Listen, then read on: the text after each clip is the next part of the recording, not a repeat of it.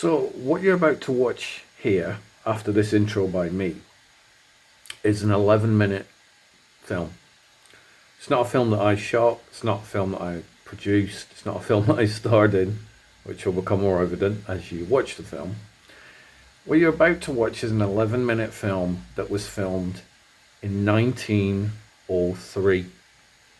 Just let that sink in for a little bit. We're now in 2024. So it's like 121 years ago the film you're about to watch was made. It's kind of mind-blowing. A lot of people won't watch films now if they were made before 2010 because they're old. And this movie is from 1903. So Edwin Porter made The Great Train Robbery in 1903. It's definitely one of the earliest films I've ever seen, if not the earliest film I've ever seen. Silent film, of course, so there is no dialogue, there is no music playing, so don't freak out, don't think your speakers aren't working. You are watching one of the oldest films ever, silent, very cool, and I've seen the film, and if you do spend the 11 minutes watching it, it's absolutely mind-blowing. And one of the things that struck me is we've all seen, I hope we've all seen, the 1990 Martin Scorsese gangster film, Goodfellas. Now at the very end of that, you see Joe Pesci, bang, bang, bang, firing his gun at the screen, and then it rolls to credits. I never really knew where that shot came from till I watched The Great Train Robbery. And now I know.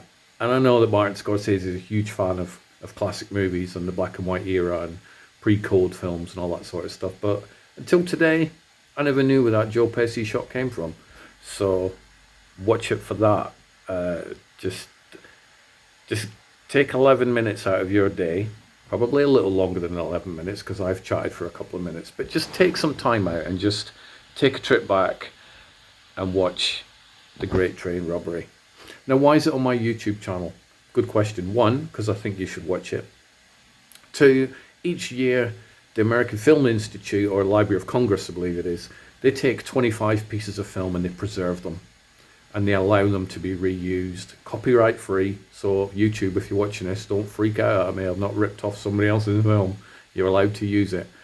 And they want you to sort of spread this film here, there, and everywhere. So I'm just going to put it on the YouTube channel. And hopefully all you film geeks out there will take a little bit of a break from watching Marvel movies and franchise movies and IPs, and just take a trip back into history and check out this 11-minute silent film. Do leave in the comments what you think of the film as well. I find it just fascinating, not only to know when the film was made, but also how it was made way back when. It's pretty skillful filmmaking. So I will bid you farewell. I will fade to black, and then the film will begin.